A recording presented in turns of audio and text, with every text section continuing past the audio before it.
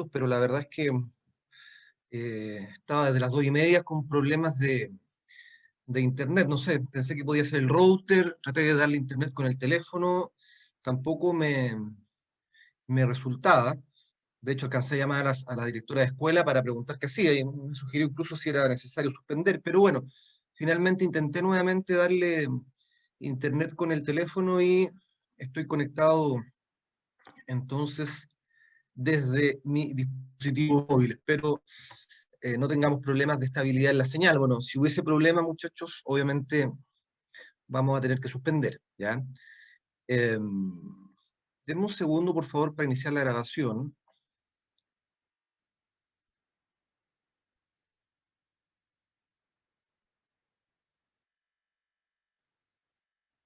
Bien, comenzó.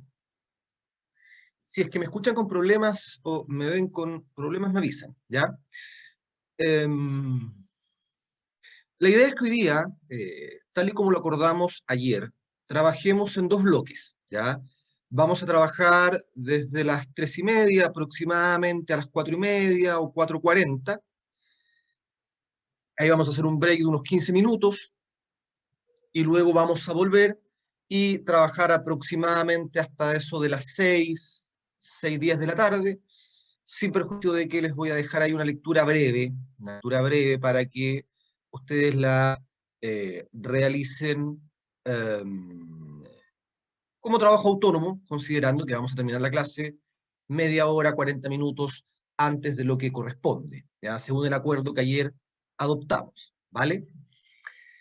Dicho eso, y como les especifiqué el día de ayer, tenemos que comenzar a trabajar con la unidad uno, ¿ya? Esta unidad uno de introducción al derecho administrativo, como se los explicaba, es una unidad bastante conceptual. Cuando digo conceptual, estoy diciendo que tenemos que revisar distintos aspectos, distintos elementos que son introductorios para poder, en definitiva, comprender el alcance, la importancia de esta disciplina jurídica como lo es el derecho administrativo. Por lo tanto, les señalaba también el día de ayer que esta unidad está compuesta de distintos aspectos, no necesariamente uno vinculado con el otro, ¿ya? No necesariamente uno relacionado con el otro, pero que es importante irlos viendo. Ya son, como les digo, los primeros peldaños, la base, que nos va a permitir después comprender la dinámica de lo que es el derecho administrativo. Y así entonces vamos a conversar hoy día de las funciones del Estado, vamos a conversar de aparición de la aparición histórica del derecho administrativo, es decir, cuáles son los antecedentes desde el punto de vista histórico. Vamos a revisar, bueno, en qué consiste el concepto administración pública, administración del Estado, qué es o cómo se entiende la administración, cómo se define el derecho administrativo, las características del derecho administrativo, en fin, todas esas cuestiones son cosas que tenemos que revisar en esta unidad uno, que yo creo que la vamos a terminar entre esta y la próxima semana, ¿vale? Es una unidad eminentemente expositiva, o sea, igualmente vamos a tratar de hacer por ahí más adelante un muy breve ejercicio práctico, les voy a pedir la participación a ustedes, pero no podemos todavía, comprenderán ustedes, realizar ningún tipo de taller o actividad práctica porque estamos recién empezando, ¿ya? Por lo tanto, les pido un poquito de paciencia en ese sentido, porque los voy a marear yo hablando. Ya, finalmente, eso va a ser fundamentalmente la clase del día de hoy. ¿Mm? Vamos a un primer punto. Entonces, para que ustedes puedan tomar nota, unidad uno, introducción al derecho administrativo. Y un primer punto que quiero conversar con ustedes dice relación con algo bien básico, pero importante para demostrarles algo. ¿Qué es esto bien básico? Es hablar un poquito sobre las funciones del Estado. Si yo les preguntara a ustedes, y por favor los invito a que participen, si yo les preguntara a ustedes acerca de las funciones del Estado, en términos generales, ¿ustedes qué funciones identificarían? A ver, La seguridad nacional. ya, pero es aún más genérico, Sigrid. ¿Mm? Como los poderes del Estado, ejecutivo, judicial, Exactamente, legislativo. Exactamente. O sea, la primera aproximación que nosotros podríamos hacer, ¿verdad, Camila?, es aproximarnos a las funciones del Estado a partir del principio de separación de poderes, ¿cierto? O de distribución de funciones en órganos diferenciados, que es un principio acuñado por Montesquieu. Ahora, tenemos entonces ahí tres grandes funciones. Función legislativa, función jurisdiccional, función ejecutiva. Si nosotros tratamos de definir cada una de estas funciones, hagamos el ejercicio de definirlas, ¿ya? Podríamos decir, por ejemplo, que la función legislativa es aquella que corresponde desarrollar al Poder Legislativo, en el caso nacional, al Congreso Nacional. Así también, en términos muy simples, podríamos decir que la función jurisdiccional es aquella que le corresponde desarrollar, ¿verdad?, a los tribunales que integran el Poder Judicial. Y finalmente, podríamos decir que la función ejecutiva es aquella que le corresponde desarrollar al presidente de la República con la colaboración de los organismos que establece la Constitución y las leyes. Claro, nadie podría decirme que estas definiciones son incorrectas, pero tienen un problema, y que son definiciones que en definitiva apuntan a un aspecto orgánico, vale decir, responden a en qué órgano está radicada la función. Pero nada nos dice desde el punto de vista del contenido, es decir, bueno, ¿qué es materialmente, sustancialmente, la función legislativa, la función judicial, la función ejecutiva? Y entonces ahora los invito a que hagamos el esfuerzo de definir cada una de estas, pero ya no desde una perspectiva orgánica, sino que desde una perspectiva material, sustantiva. Pensemos en la función legislativa. Bueno, nosotros podríamos decir perfectamente que la función legislativa es aquella que tiene por objeto el proceso legislativo, es decir, este conjunto de actos legislativos que se inicia con la iniciativa legal y que culmina con la promulgación y la publicación de esa función legislativa, esa es la producción de leyes. Ahora, en definitiva, la función legislativa tiende a satisfacer necesidades sociales mediante un debate ordenado y preestablecido por el ordenamiento jurídico. Hasta aquí, creo yo, nadie me podría decir, profesor, su definición es equívoca. La pregunta ¿es una definición completa? Es decir, si nosotros vamos al capítulo 5 de la Constitución, donde está regulado Congreso Nacional, y revisamos ahí las funciones, las atribuciones que se le reconocen al Congreso Nacional, ¿podríamos afirmar de que solamente el Congreso Nacional lo que hace es dictar leyes? No, no estaría No, completo ¿cierto? porque aparte de dictar, también tiene la función de modificar, derogar y también ejerce la representación de la ciudadanía, entre otras funciones, entonces no estaría completa, solo estaría una parte de lo que realiza. Exacto, exacto. Y fíjense ustedes que podríamos pensar, yo diría que la dictación de leyes, la modificación o derogación es parte de lo mismo, por si acaso, pero usted, Sigrid, tiene razón en el sentido de que hay otras funciones. Por ejemplo, revisen el artículo 52, número 1 y número 2, por ejemplo, a propósito de la Cámara de Diputados, ¿verdad? Fiscalizar los actos del gobierno, deducir acusaciones constitucionales. Y en el caso del Congreso Nacional, revisen ustedes el artículo 53, perdón, del Senado. Revisen ustedes el artículo 53, hay ahí también un cúmulo de funciones que no tienen nada que ver con el proceso legislativo. Y entonces, claro, el problema de la definición que yo les di sería un problema de completitud, ¿verdad? Sería incompleta. Vamos ahora a la función jurisdiccional o judicial.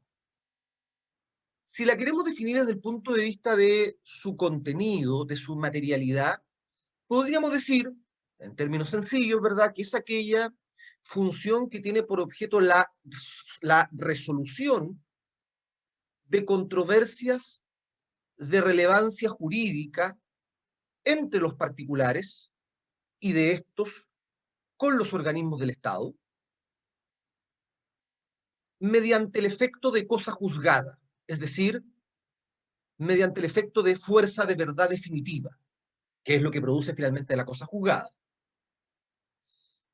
Pero nuevamente, si nosotros ahora nos vamos al capítulo 6 de la Constitución, donde está regulado el Poder Judicial, podríamos también preguntarnos y decir, solamente, o sea, lo único, exclusivamente que los tribunales integrantes del Poder Judicial hacen es siempre y en todo caso resolver controversias de relevancia jurídica. Parece que no es tan así. Y ya lo vamos a demostrar más adelante. Entonces, nuevamente la definición, claro, parece una definición correcta, pero no es totalmente completa. Vamos ahora a la función ejecutiva. La función ejecutiva, estimados estudiantes, está compuesta por dos subfunciones. Por un lado, la función de gobierno y por un lado la función, o por otro lado, la función administrativa.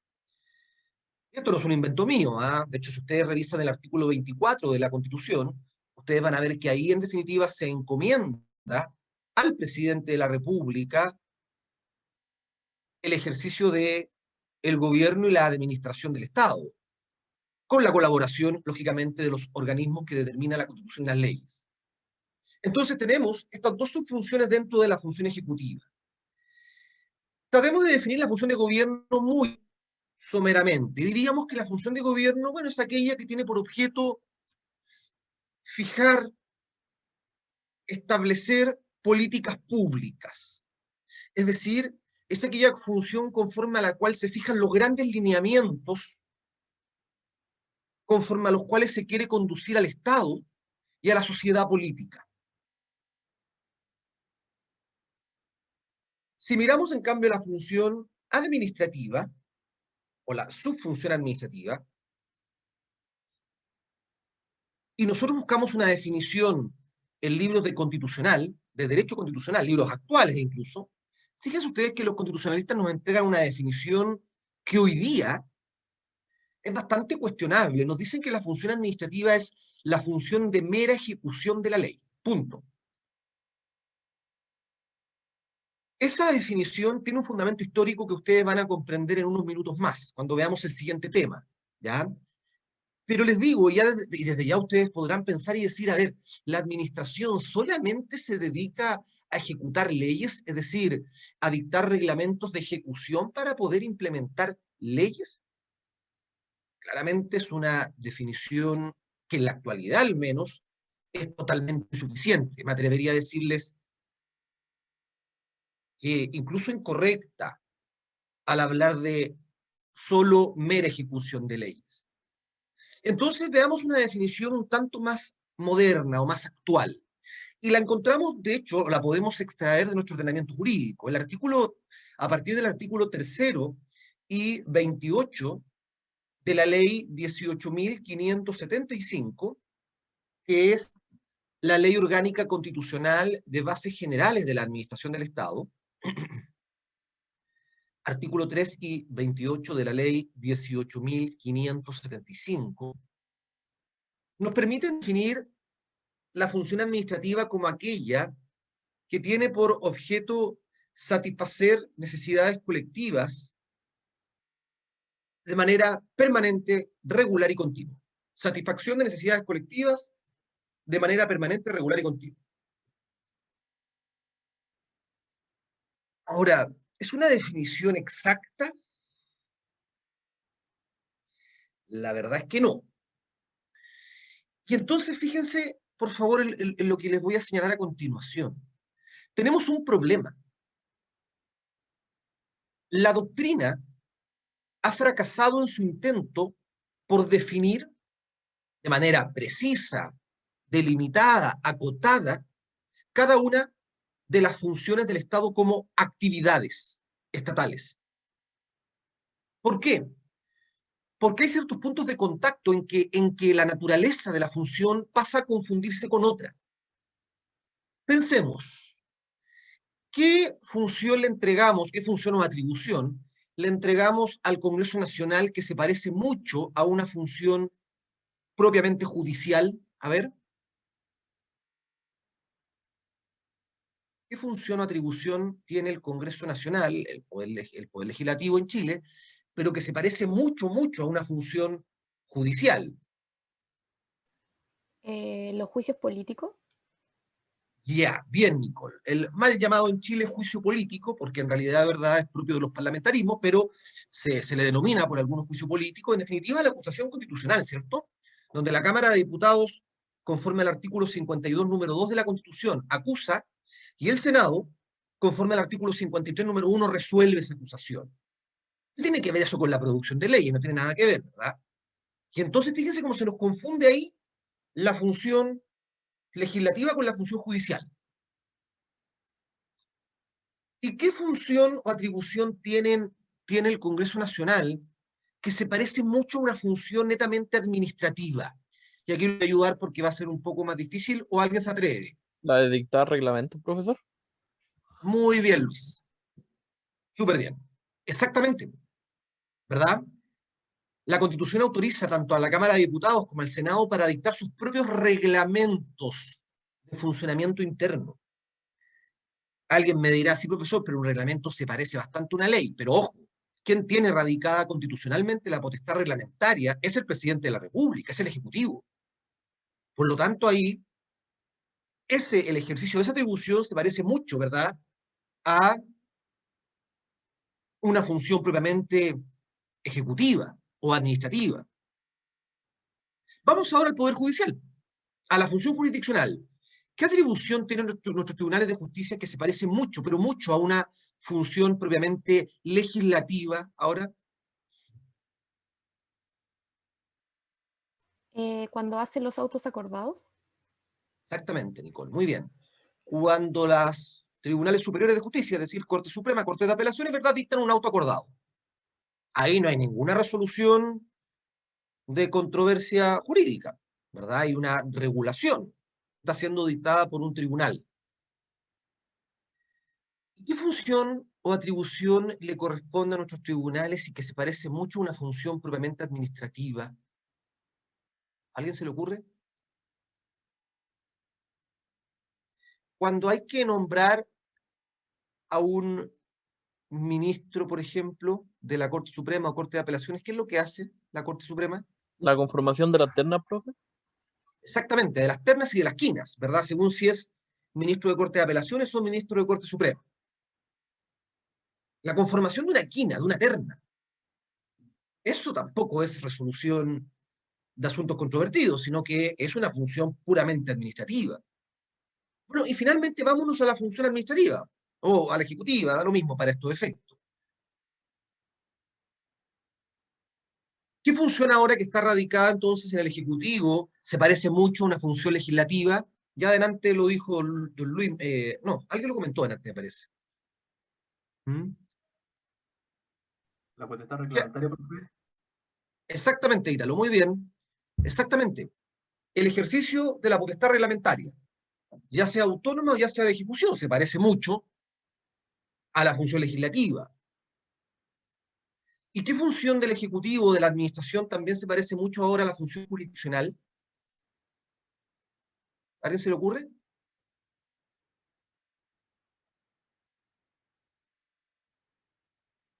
Fíjense ustedes que, imaginémonos ahora que está de moda, ¿verdad?, todo tipo de restricciones sanitarias y los sumarios sanitarios andan a la orden del día. Si es que a mí, una Secretaría Regional Ministerial de Salud me sanciona, me aplica una multa en un sumario sanitario por infringir supuestamente normas de tipo sanitario, yo antes de reclamar esa sanción ante un tribunal de justicia, yo puedo recurrir contra ese acto ante la misma autoridad administrativa. O sea, puedo presentar un recurso administrativo. y ese recurso administrativo va a ser resuelto por la misma autoridad administrativa. O sea, resuelve la administración en muchas ocasiones recursos administrativos, y eso se parece mucho a una función jurisdiccional. Entonces, muchachos, repito la idea, toda esta vuelta que he dado es para demostrarles de que la doctrina ha fracasado en el intento de definir con precisión, de manera acotada, delimitada, las funciones del Estado entendidas como actividad, es decir, desde el punto de vista de su contenido. ¿Por qué? Porque se nos confunden. Se nos confunden. Y por ello es que finalmente nuestro legislador, en concreto el legislador orgánico constitucional, en el artículo primero de la ley 18.575, va a definir administración, pero lo va a definir desde un punto de vista orgánico, no como actividad administrativa, sino que administración como organización. Mira lo que señala el artículo primero de esa ley 18.575. Nos dice que el presidente de la República ejerce el gobierno y la administración del Estado con la colaboración de los órganos que establezcan la Constitución y las leyes. Bueno, esa es una repetición bastante similar a aquello que está prescrito en el artículo 24 de la Constitución. ¿Ya? Bastante similar lo que ahí se establece. Pero el inciso segundo nos dice,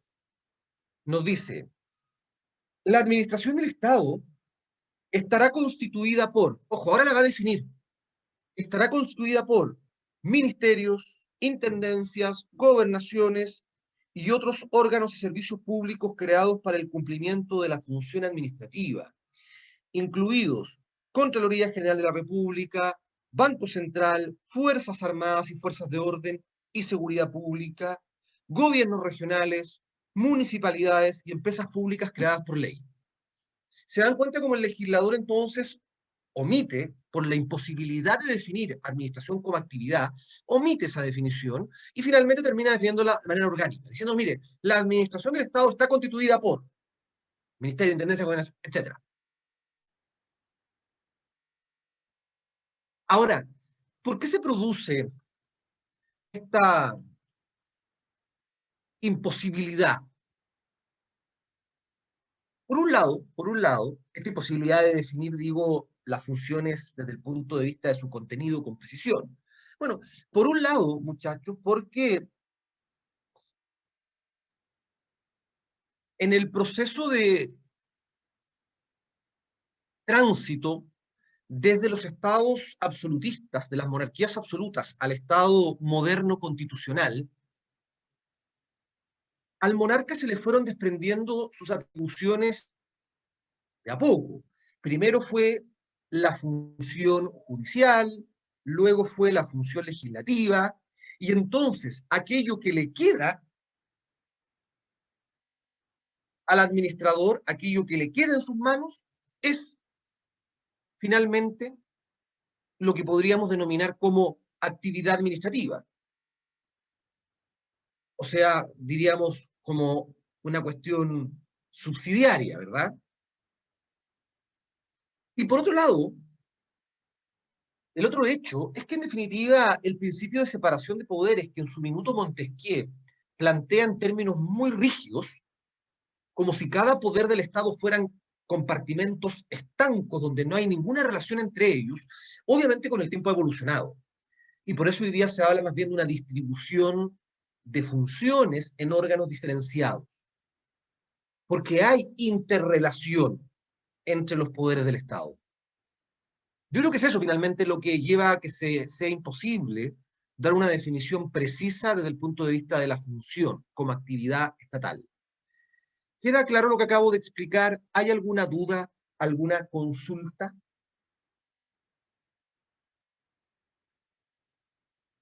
¿No?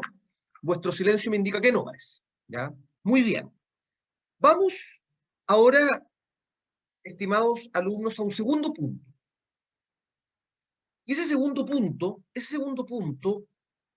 dice relación con ciertas nociones históricas de la aparición de la administración y del derecho administrativo, ciertas nociones históricas de la aparición de la administración y del derecho administrativo. Como ustedes podrán comprender,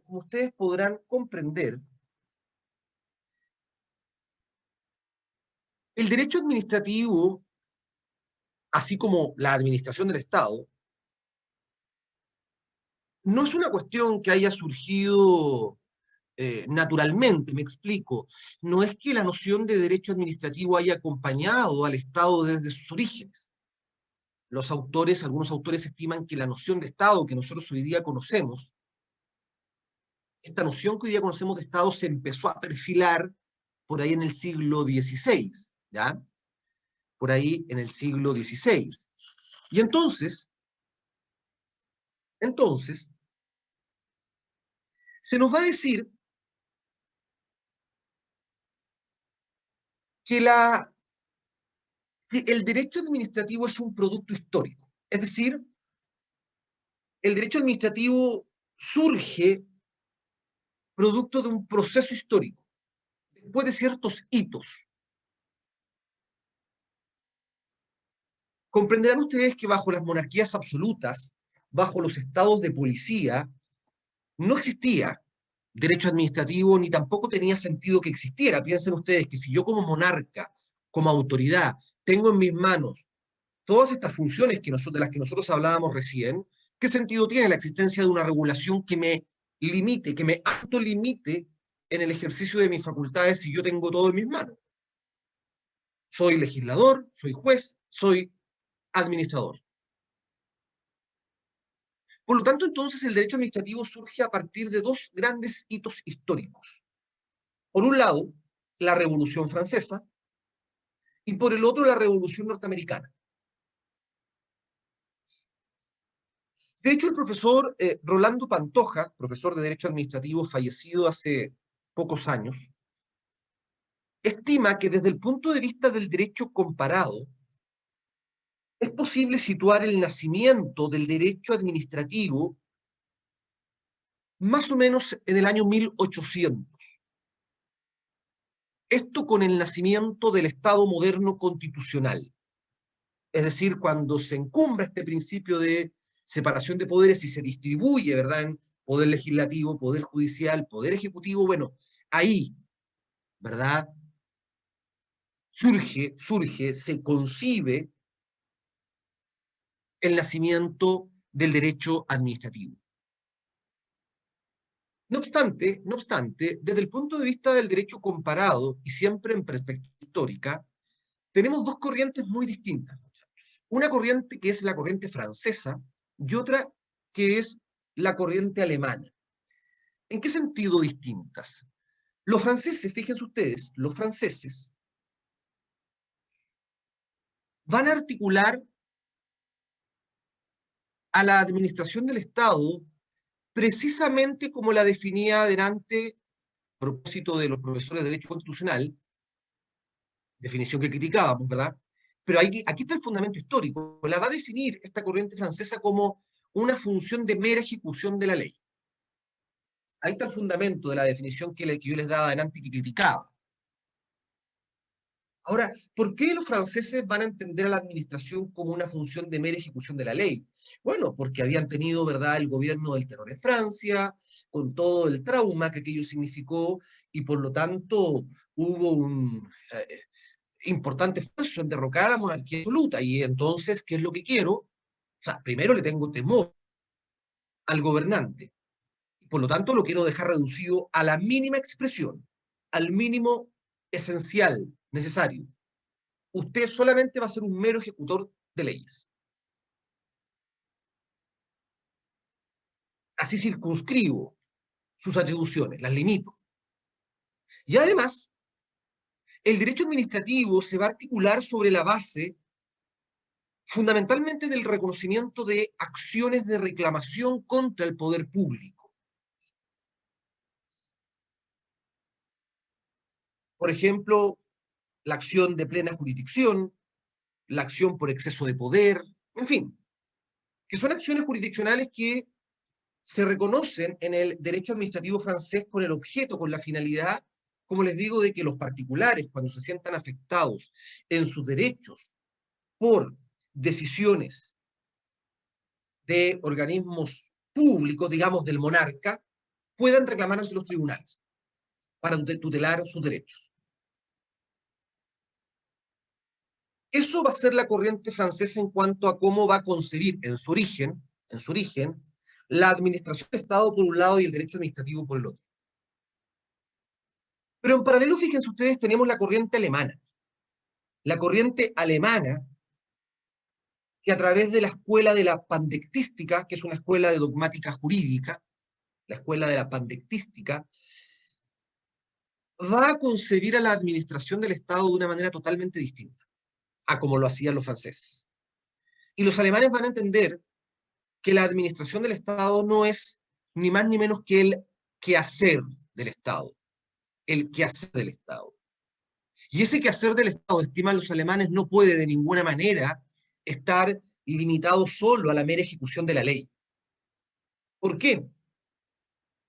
Bueno, porque entienden de que el Estado debe cumplir, la administración del Estado debe cumplir un rol en diversas otras materias.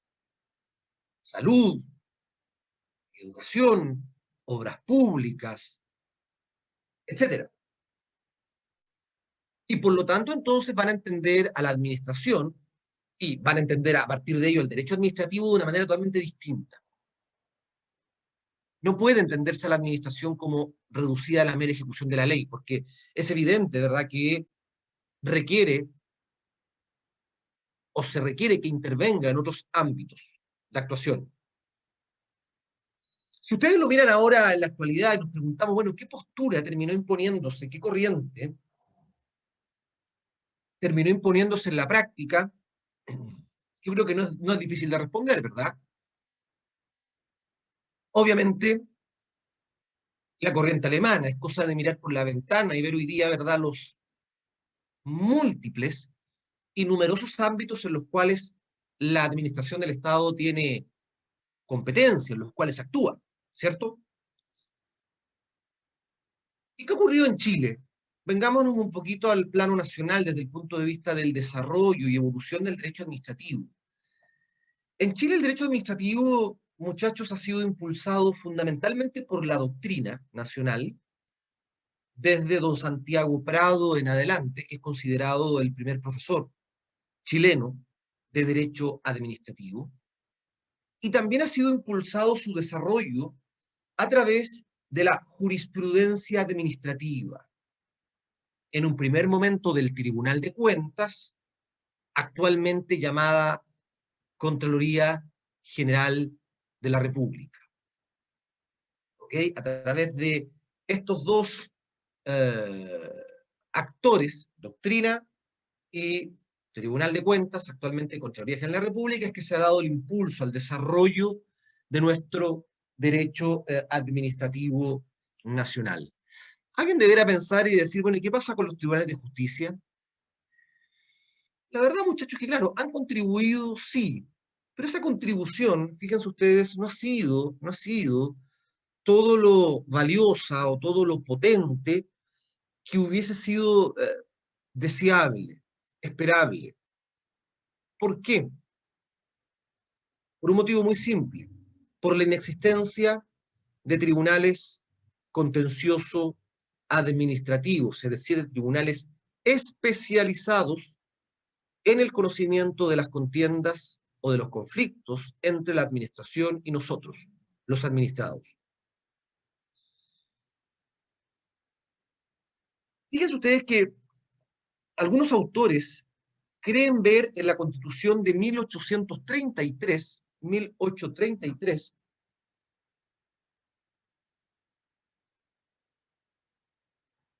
un organismo ahí con ciertas competencias contenciosas administrativas, como lo es el Consejo de Estado. Consejo de Estado. La verdad es que sí, Es verdad que tenía ciertas competencias, pero no era un tribunal tampoco propiamente tal. Pero bueno, algunos autores creen ahí ver una suerte de organismo, ¿verdad?, con atribuciones contenciosas administrativas. Pero ya en la Carta del 25, la situación es distinta, porque el artículo 87 expresamente preveía la existencia de tribunales contenciosos administrativos. El problema es que esa norma del artículo 87 le encomendaba al legislador dictar una ley que estableciera la organización y atribuciones de estos tribunales. Adivina, buen adivinador.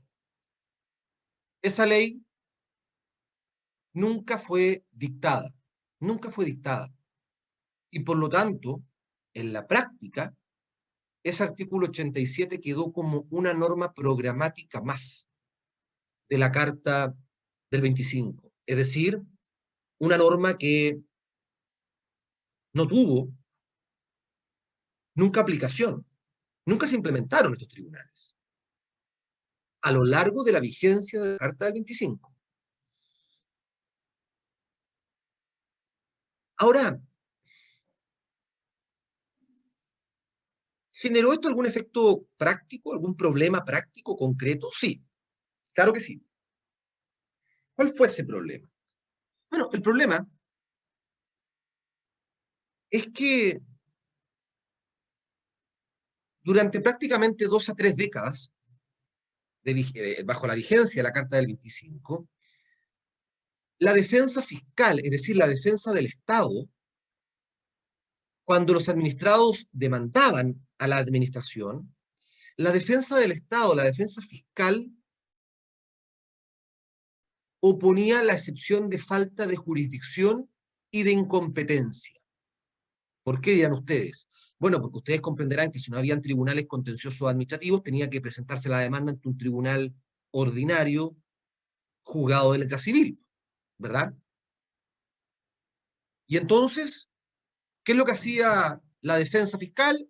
Le decía, señor juez, usted no solamente es incompetente para conocer de esta materia, sino que además carece de jurisdicción. Y el juez le decía, bueno, ¿por qué? Bueno, porque la Constitución reserva estas materias a tribunales contenciosos administrativos especializados, y usted no lo es. Y ahí la respuesta del tribunal sería, bueno, oiga, pero esos tribunales no han sido creados. ¿Cuál es la respuesta de la defensa fiscal, la defensa del Estado? Bueno, ese no es su problema, señor juez. Ese es un problema del legislador. Y fíjense que nuestros tribunales, aunque parezca increíble, acogieron esa tesitura, ese argumento de defensa.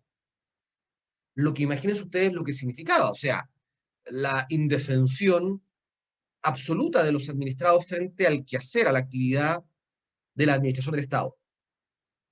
Hasta que por ahí ya en la década del 60, un juez un tanto más habiloso, ¿verdad?, leyendo la definición de jurisdicción que nos daba la Carta del 25, conocer de causas civiles y criminales. Conocer causas civiles y criminales. Claro, las criminales son las penales y las civiles, me parece que todas las que no son penales pueden ser calificadas como civiles. Y ahí quedan las laborales, las de familia, las civiles propiamente tales, las contencioso-administrativas. Y bajo esa interpretación fabulosa, ¿verdad?, del concepto de jurisdicción, es que lentamente se comenzó a revertir esta jurisprudencia que más de algún dolor de cabeza había causado.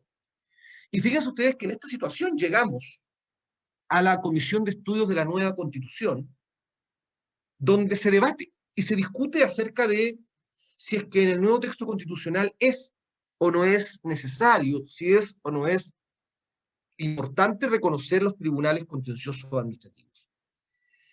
¿Quién gana la pulseada? Aquellos que estimaron de que sí, debían ser reconocidos. Y si ustedes revisan entonces el artículo 38, inciso segundo de la Constitución original, es decir, en su texto del año 80,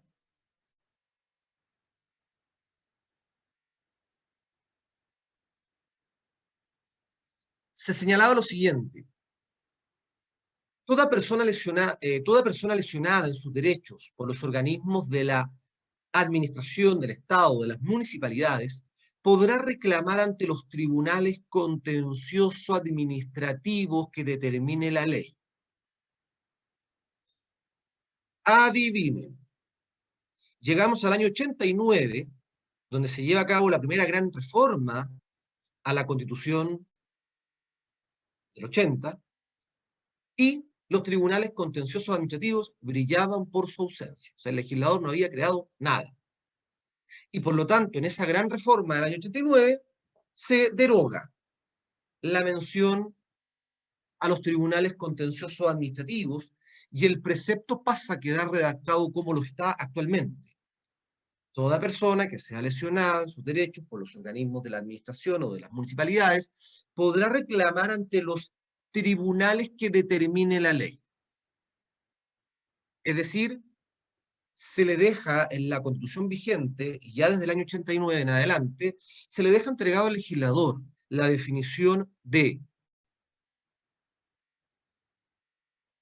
crear tribunales especiales contenciosos administrativos, o en su defecto, si no se crean, ¿cuáles son los competentes?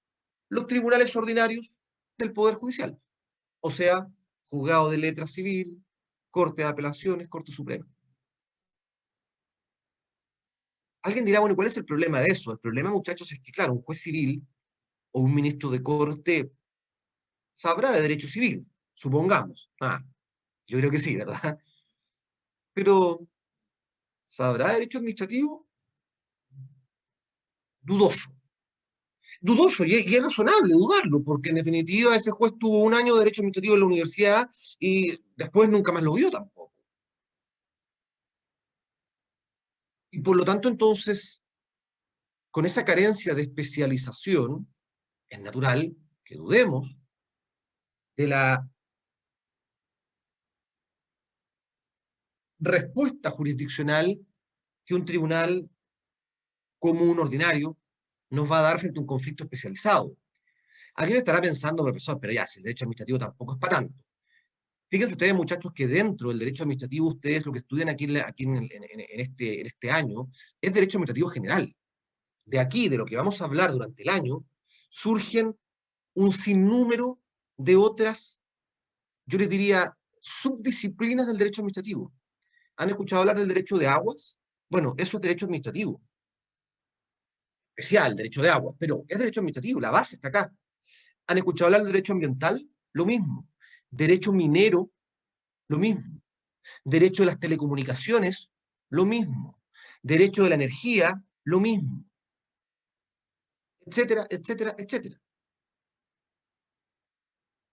O sea, nosotros estudiamos esto para luego abrir un vasto campo de normas, algunas tremendamente técnicas, que requieren un conocimiento especializado.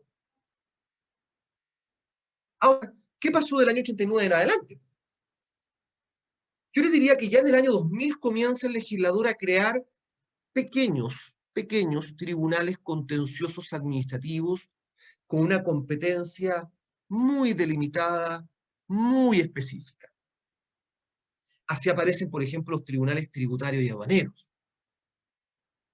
¿Quién litiga ahí? Bueno, nosotros, los contribuyentes, contra el Servicio de Impuestos Internos o contra el Servicio Nacional de Aduanas. Tribunales tributarios y aduaneros, pero con una competencia de este porte. Aparecen, por ejemplo, los tribunales ambientales, donde hay quien litiga, bueno, los administrados fundamentalmente con la Superintendencia de Medio Ambiente, pero con una competencia de este porte, de nuevo. El Tribunal de Defensa de la Libre Competencia, donde en definitiva son, ¿verdad?, los administrados los que ahí litigan contra la Fiscalía Nacional Económica. De inmediato le doy la palabra a Nicole. Y finalmente, otro ejemplo, aparece un organismo denominado como el panel de expertos, que está ahí inmerso en la Ley General de Servicios Eléctricos, que la doctrina entiende de que tiene un componente y una mixtura entre administrativo y jurisdiccional. El problema es que el grueso de la competencia contencioso administrativo, todo lo demás, sigue, al día de hoy, entregado al conocimiento y resolución de los tribunales ordinarios. Y al no ser tribunales especializados, su contribución al desarrollo y evolución del derecho administrativo ha sido bastante limitada. Además, muchachos, piensen ustedes que la no existencia de tribunales contenciosos administrativos trae aparejado que muchas acciones jurisdiccionales contra la administración se tramitan en un juicio ordinario. Sí, ese juicio ordinario que ustedes tienen ya que haber estudiado, me imagino, que puede durar 5, 6, 10, 15 años, sin problema. Nicole, la escucho. Profesor, ¿por qué usted cree que el Estado de Chile ha sido tan esquivo en crear tribunales contenciosos administrativos? Es una muy buena pregunta, Nicole. Sí, es una muy buena pregunta. Porque, claro, en definitiva, es ¿por qué no ha existido la voluntad política, verdad? Más aún considerando que durante las últimas 2, 3 décadas se han generado una serie de reformas procesales. Se crearon los tribunales penales especializados, ¿verdad? Garantía, el top tribunal de juicio oral en lo penal. Se crearon los tribunales de familia, toda la reforma de familia, ¿verdad? Se crearon los tribunales laborales, la reforma procesal laboral, en fin. Yo creo que ha sido una cuestión de voluntad política. De voluntad política. Y cuando digo voluntad política, ustedes tienen que entender que la existencia de tribunales contenciosos administrativos técnicos especializados implican un mayor y mejor control. ¿De quién? De la autoridad pública. ¿Quiero realmente mayor control? ¿Mayor y mejor control? Si soy yo mismo el que después voy a ser controlado. Puede ser ahí un argumento. Otro dice relación con que quizás, nadie ha nadie se ha percatado de la importancia que reviste contar con una justicia administrativa moderna, actualizada, especializada. ¿Por qué? Porque curiosamente después de todas estas reformas procesales que yo les comenté, lo que se viene discutiendo hace años y no se ha implementado por falta de recursos ha sido la reforma procesal civil. La reforma procesal civil, pues muchachos. Yo no digo que no sea importante, pero yo les pregunto a ustedes, ¿qué es más importante? ¿Contar con un tribunal especializado y con un proceso ágil, expedito, cuando las controversias entre Juan Pérez y Perico Los Palotes, que son dos particulares que se relacionan de igual a igual, o cuando se trata de el Estado y el administrado? A mí me parece que es mucho más, ¿cómo se los digo? Vende políticamente más una reforma contenciosa administrativa que una reforma procesal civil. Perdónenme que lo diga, pero es mucho más fácil venderle a la comunidad, a la ciudadanía, al electorado incluso, decirle, mire, vamos, uno de mis proyectos como presidente de la República, si es que salgo electo, va a ser, ¿verdad?, impulsar una reforma contenciosa administrativa para mejorar la calidad de las resoluciones de estos tribunales, mejorar el control, en definitiva, jurisdiccional de la administración. Yo creo que eso es mucho más seductor para la ciudadanía que decirle, mire, voy a reformar el sistema procesal civil con el objeto de hacer juicios más rápidos. O sea, no digo que eso no sea necesario. Lo que estoy diciendo es que comparativamente, a mí me parece que es mucho más relevante lo contencioso administrativo, entendiendo de que acá en lo contencioso administrativo se enfrenta, le repito, el Estado con el administrado. Pero la verdad es que eso es, Nicole, lo que le puedo señalar. Yo creo que ha faltado simplemente es una cuestión de voluntad política. Y hemos avanzado en esta lógica inorgánica, dispersa, de ir creando tribunales contenciosos administrativos islas. Tribunal Tributario Aduanero, Tribunal Ambiental, Panel de Expertos, Tribunal de Defensa de Competencia, y así, de una manera totalmente inorgánica. El problema es que, repito, al día de hoy, el grueso de lo contencioso administrativo sigue estando sometido al conocimiento de un juez de letra civil, y conforme a las normas procesales o procedimentales que ustedes conocen y que son un desastre desde el punto de vista de la demora, ¿verdad? Y finalmente, con esto termino el punto, la existencia de tribunales contenciosos administrativos y de procesos razonables no solamente sería una garantía para nosotros como administrados, sino que también para la administración. También para la administración. Pero usted hoy día litiga ante un tribunal civil, por ejemplo, una acción de nulidad de derecho público que la vamos a estudiar en un par de semanas más. Usted litiga ante un tribunal civil y una acción de nulidad de derecho público, por ejemplo, puede demorar, no les miento, 15 años, muchachos. 15 años, porque se tramita por las normas del juicio ordinario.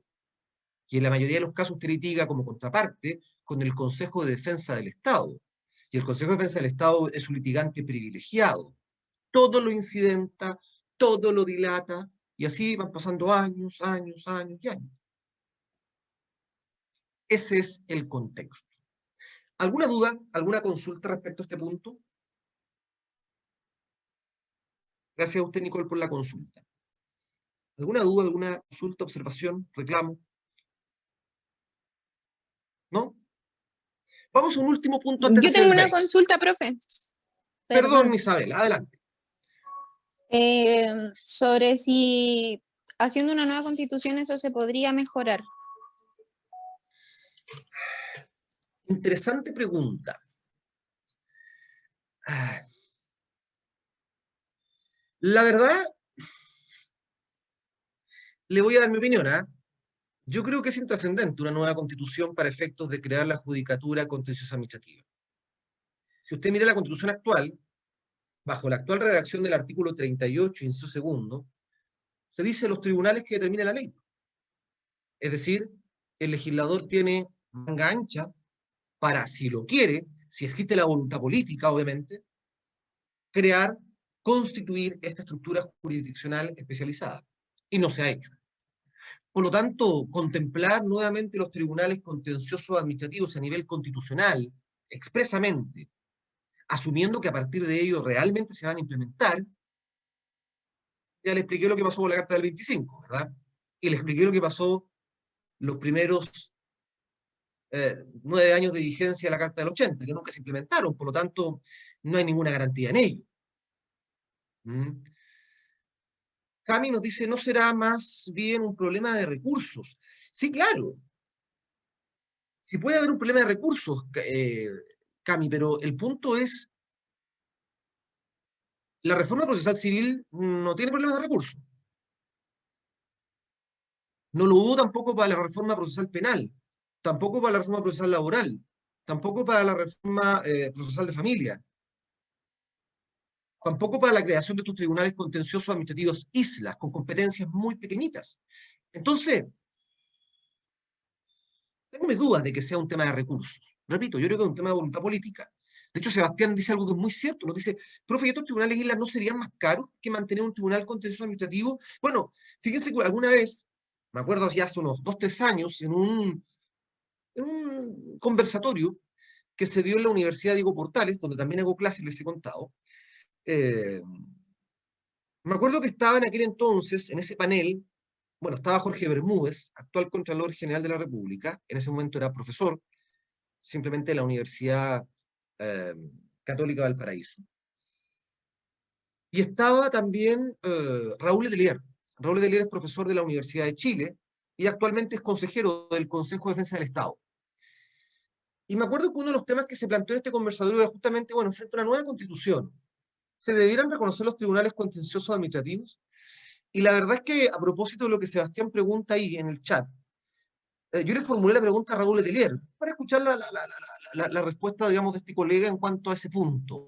Y Raúl dijo algo que era, o sea, que me generó algo de risa, pero también fue muy pragmático en la respuesta. Me dijo, mira Alejandro, yo creo que los tribunales contenciosos administrativos, como estructura, ¿verdad? Como organización, aunque sea con salas especializadas, etcétera, se van a generar vía que nos demos cuenta de que la existencia de estos tribunales islas, que denomina Sebastián, son más caros que tener una estructura unificada.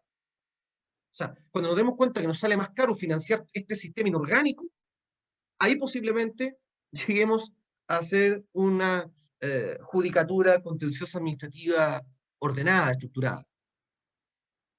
Pero miren ustedes la respuesta, o sea, en definitiva es una cuestión de pragmatismo puro. Bueno, y los administrativistas permanentemente lloramos por la herida, perdón, lloramos por la herida. no sé quién llora por la herida, sangramos por la herida, ¿verdad?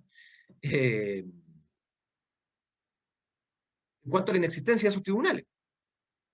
Pero bueno, ¿alguna otra consulta, apreciación, observación antes de continuar un punto y vamos a hacer el break? ¿Alguien no? Muy breve y muy simple lo que viene a continuación, pero me interesa precisar dos conceptos o dos nociones.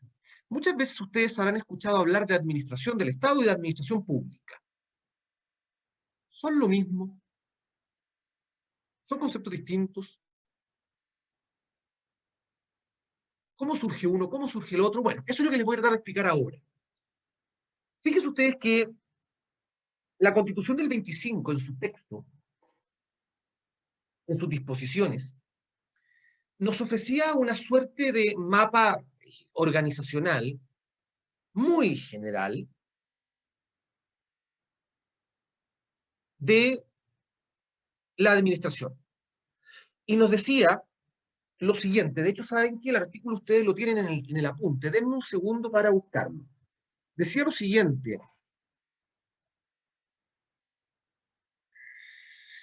artículo 45.3 de la Carta del 25, nos decía, corresponderá asimismo al presidente de la República la iniciativa para crear, ojo con esto, nuevos servicios públicos o empleos rentados y para conceder o aumentar sueldos y gratificaciones al personal de la administración pública, de las empresas fiscales y de las instituciones semifiscales.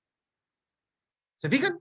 Y entonces ahí la Constitución en el fondo refiere a la administración como administración pública, empresas fiscales, instituciones semifiscales.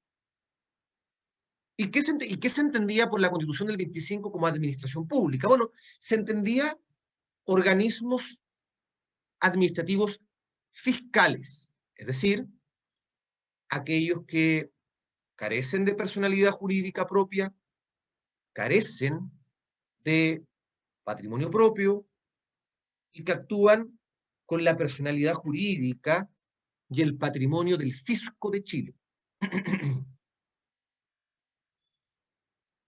Esos eran los organismos administrativos fiscales que la Carta del 25 denominaba como administración pública.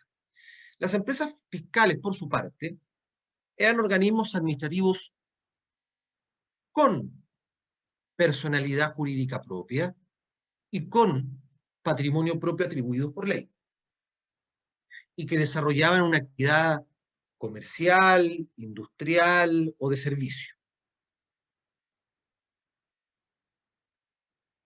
Finalmente, bajo la denominación instituciones semifiscales,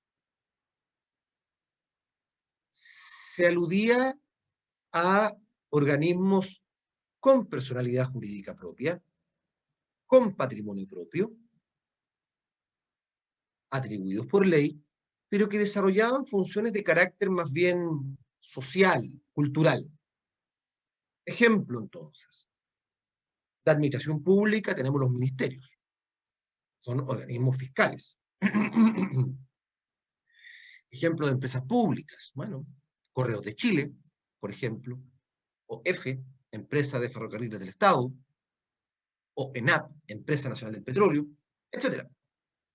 Y ejemplo de instituciones semifiscales, bajo la Carta del 25, por ejemplo, lo eran las cajas previsionales. Cajas previsionales cuyos fondos estaban compuestos por aportes estatales y aportes de los trabajadores. Ustedes saben, o si no saben les cuento, que previo a la gran reforma previsional que hizo la dictadura o el gobierno militar, como quieran llamarlo, ¿verdad? Existía un sistema bastante desordenado e inorgánico de cajas previsionales. Existía la caja previsional del empleado obrero, la caja previsional del empleado minero, la caja previsional de los empleados de casa particular, la caja previsional de la Defensa Nacional, Capredena, etc. Bueno, estas cajas previsionales respondían a la naturaleza de ser instituciones semifiscales. Y entonces el problema que surge, muchachos, es la imposibilidad de encontrar un concepto que nos permita agrupar bajo ese concepto a todos estos organismos administrativos. Así entonces es como a través de la jurisprudencia administrativa de la Contraloría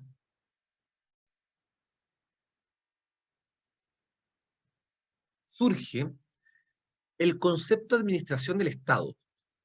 Vale decir, bajo el concepto de administración del Estado, la jurisprudencia administrativa de la Contraloría va a entender comprendido bajo él a la administración pública, a las instituciones semifiscales, a las empresas fiscales.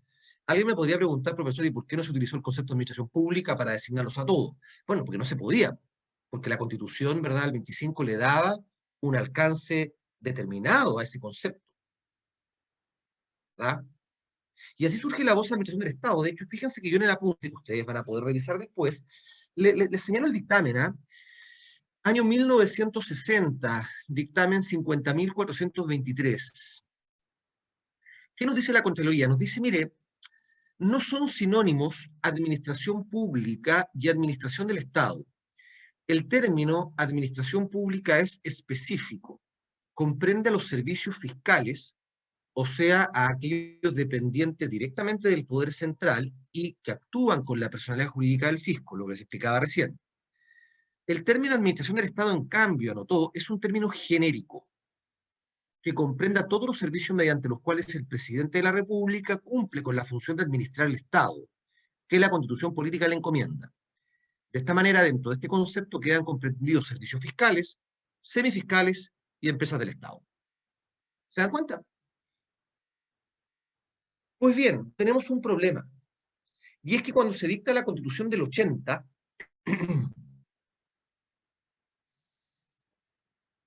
dentro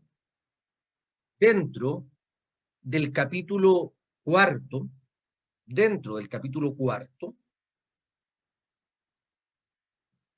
existe un párrafo.